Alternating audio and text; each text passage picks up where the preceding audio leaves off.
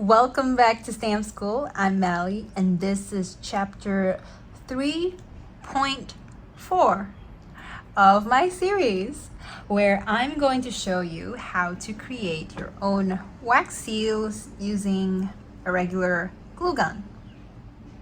I'm sure those of you who'd been watching wax seal contents online, you probably would have seen videos of artists making wax seals using glue guns, and it looks pretty easy, and it is, but there's also a learning curve, so that's what I'm going to talk about today. The first thing you want to take note of is the type of glue gun that you're getting. You'd want to get one with a low setting, or at least one with like an off switch, an on and off switch like this. There are glue guns out there made specifically for wax sealing. I believe Artisair, I hope I'm pronouncing it right, Artisair sells them, but because I don't live in the US or Canada, shipping would have been more expensive than the wax gun itself, so I've never tried it. So regular glue guns, they work fine. You just need to learn how to make it work ideally for you. The setup is very simple. You just need to get these wax rods made to fit your glue gun.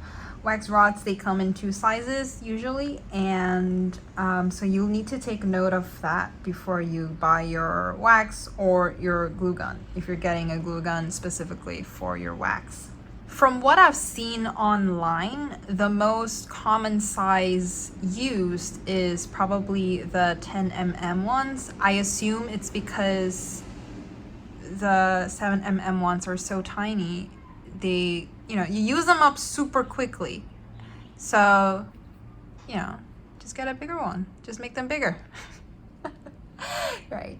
So the 7mm wax rods would fit the smaller glue gun here, and the 10mm wax rod would fit the larger glue gun. I have tried to use the 7mm sticks using the larger glue gun.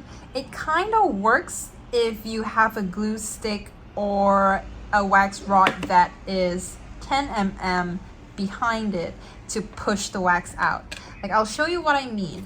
Like, when you insert the wax stick, wax rod, or glue sticks, you insert it. When you push and when you pump, this is the part that pushes the wax or your glue out. You'll notice that if you kind of finish up your wax, like maybe you use up half and you try to push, nothing comes out because there's nothing pushing the wax out. So if you want to use a smaller wax rod with the larger glue gun, you'll need to have something behind it to push the wax out. If you're wondering why I bothered with a 7mm rod in the large glue gun, if I had wax rods that are 10mm anyway, it's because the color that I needed was only available in 7mm, and I didn't want to waste the glue stick that I already had in my smaller glue gun at the time. So I wanted to try if it works. It worked, but I got overzealous with the pumping, and instead of using it like it's intended, just pushing it, I manually kind of like pushed the wax rod in to speed up the process. I was making some custom wax beads at the time, so I wanted the wax to flow out as quickly as possible. And it did speed up the process, but the wax ended up melting so quickly, it overflowed from the back and it made a mess. I was using this other glue gun at the time, and you can see the stains are still here. It overflowed from the back and it made a huge mess. So I was really lucky that I didn't break my glue gun with my stunt, because it was completely new at the time. And lesson learned, be patient. So pop your wax rod into your glue gun. There's already another stick inside, but as you can see, there's nothing here, so the glue will not flow out. There's nothing pushing the wax out, sorry. So you'll need to pop in another stick so that it'll push the wax out later when the power is turned on. I'm actually in the middle of a project at the moment, and I started using this glue gun. This one doesn't have a switch. It was a gift, and at the time I didn't realize how important that switch was anyway. So you know, it was a good learning opportunity for myself. And so today I will be demonstrating this process using this glue gun, because I figured, hey, two birds with one stone. I get to work on my project and film a video at the same time. I started this project about 2 weeks ago, but had to pause it because there was an issue with the stamp. Then I had another project come in, and I went out and bought another glue gun, and this time I made sure that I got one with a switch, because I learned my lesson. You'll see. It's so much better to get one with a switch or a low setting.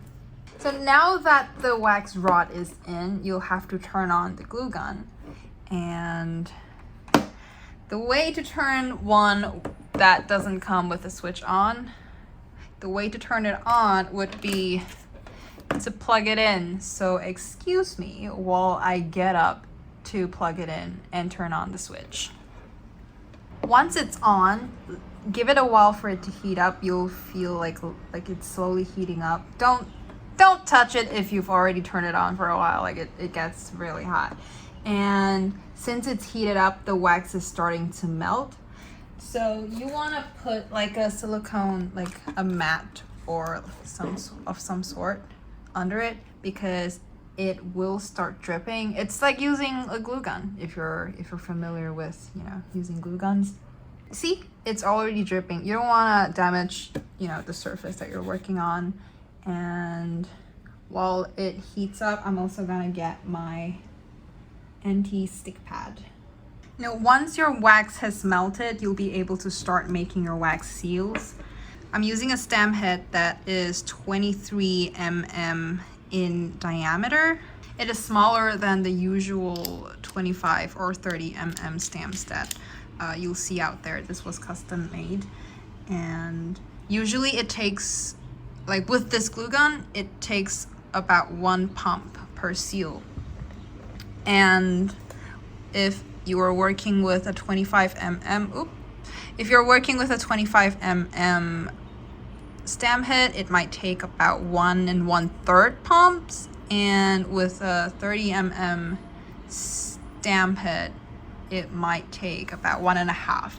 It really depends, because, you know, every glue gun is different, and you really have to get to know how yours work.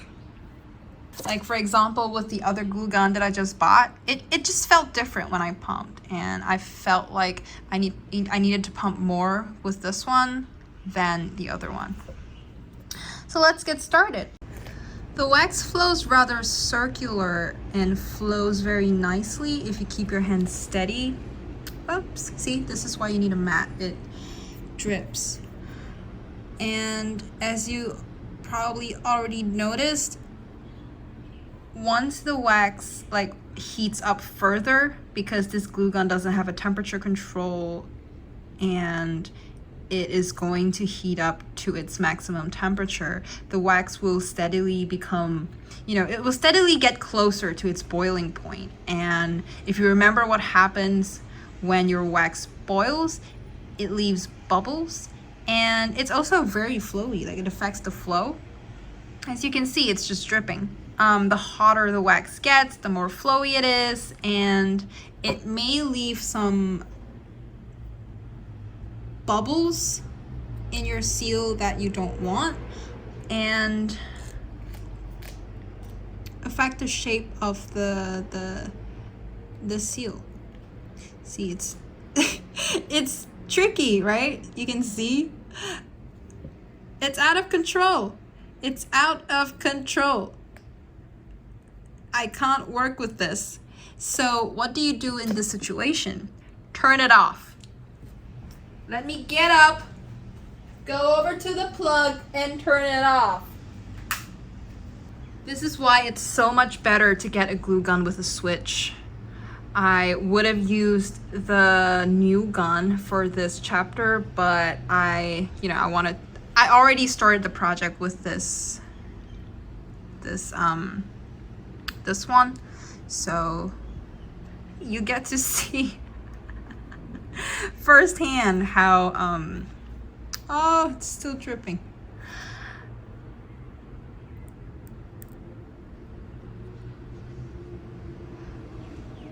You get to see firsthand how it can be when you work with a glue gun.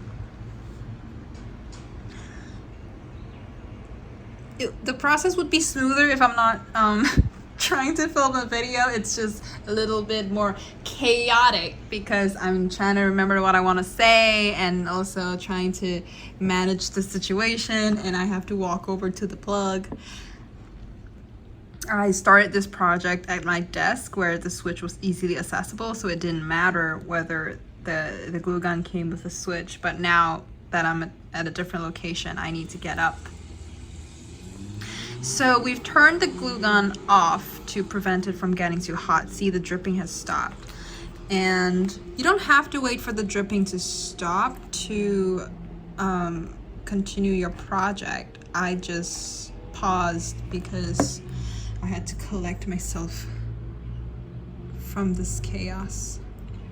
The wax is still pretty hot, and I can tell because when I pushed the stamp in, it felt really thin, and that's what happens when your wax heats up. The hotter it is, the thinner it is, the more flowy it is. And personally, I don't like that because it might leave some bubbles, or the shape may not be as circular as I want. But since the glue gun is off, that also means it is starting to cool down, and once you notice that the wax that is flowing out is getting thicker, it's already getting thicker. Turn it back on so the wax starts melting again. See, the wax here was a bit hotter than when I pumped this, so you can see that there are bubbles here and not as many bubbles here. This is a lot smoother. I'm going to switch over to my quartz coaster. I'm more comfortable working with the quartz one. Let's pump one pump and stamp. Let's do one more.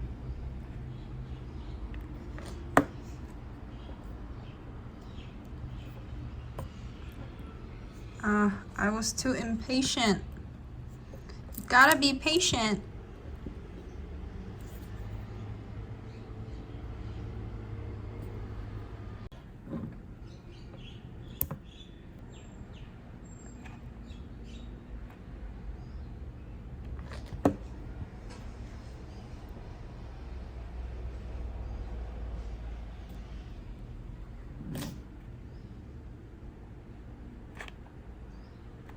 I'm using more than one pump now per seal instead of one because the wax is thicker and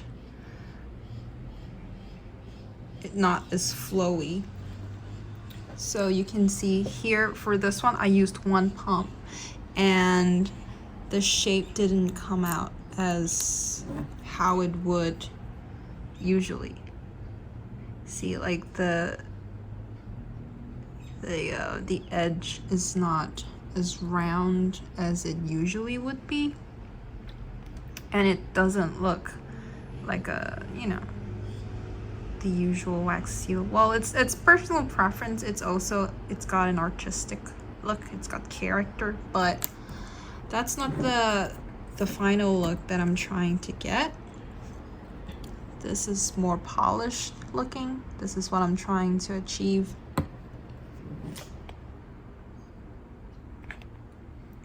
So to do that, when the wax is thicker, I need to use more than one pump to make sure that there's enough to go around and it doesn't, you know, get weird on the edge. I'm gonna turn the glue gun back on. It's getting thicker, and when the wax is too thick, it can also have issues. It seems like a troublesome process, but that is because my glue gun doesn't have a switch and I have to keep getting up. But if you have one, it's not a lot of work to just flip the switch on and off. There's a learning curve, so you just need to keep in mind how much wax you need. So the wax is still pretty thick. The glue gun wasn't hot enough, so I'll have to remake this one. And the beauty of this is, like, the ones that turned out imperfect, I can just melt them down again in my spoon and my furnace and remake them. The glue gun does make the process a lot faster and convenient because I need to make a lot of these seals for projects, but it's not a perfect process. See, now that I used more than one pump, it's a lot better. It's got a more polished finish. The other important part you need to remember when it comes to temperature, wax temperature, is that not only does hot wax leave bubbles and affect the flow of the wax, it can also take longer for the wax to harden. And since I'm only working with one stamp, that's not ideal for me. I need the wax to harden as quickly as possible so I can make as many seals as I can in a certain amount of time. And moderately hot wax also creates the prettiest shapes, in my opinion, with the round. Of course, you need to have a steady hand when you pump so that it's circular when it comes out. And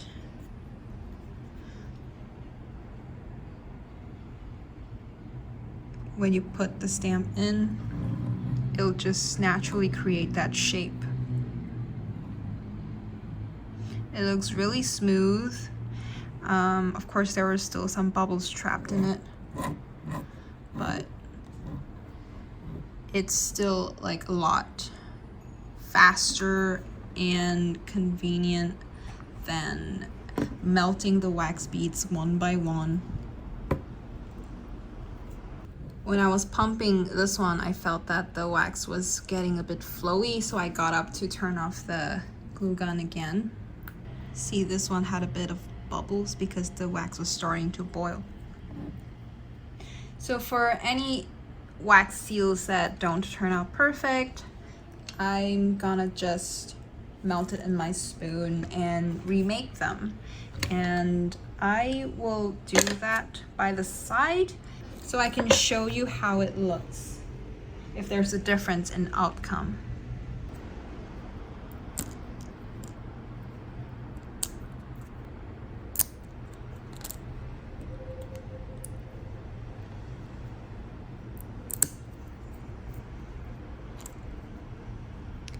See?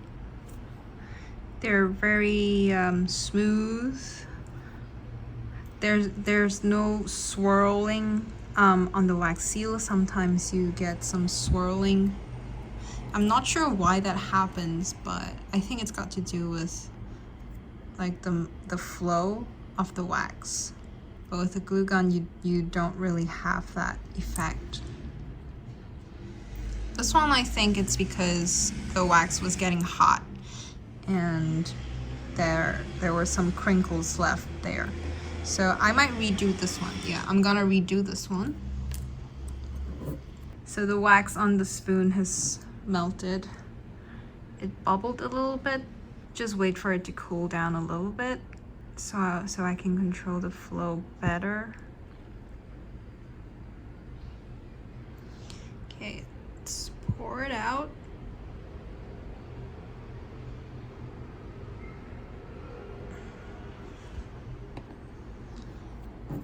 And stamp. Okay. So you can see here that there's not too much of a difference whether you make your seal using a glue gun or the spoon. It really is about temperature control. Because like you saw the wax boiling a little bit and I let it cool down and poured it out, and see, I achieved similar results. Every seal is gonna be unique. No two seals are gonna be the same. So as long as you can control your technique properly, you'll be able to get like seals that you want. Yeah, I'm just rambling at this point. I'm distracted.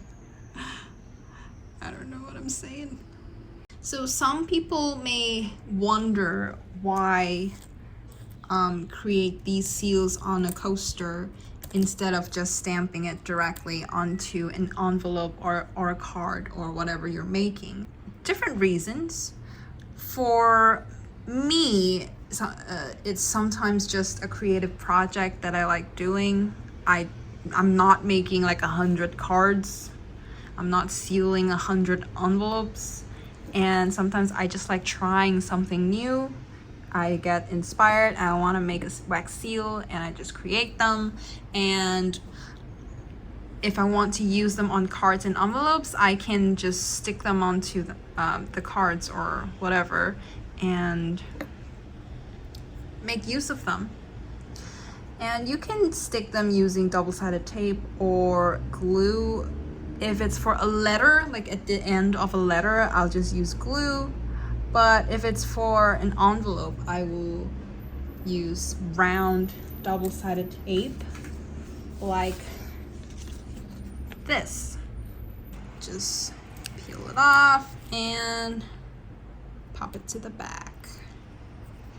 And when you want to use it, just peel this part off and you're good to go. And since I'm making these for someone else to use, that's what I'll do with all of the wax seals. So when they want to use them, they can just peel it off and it's essentially like a sticker.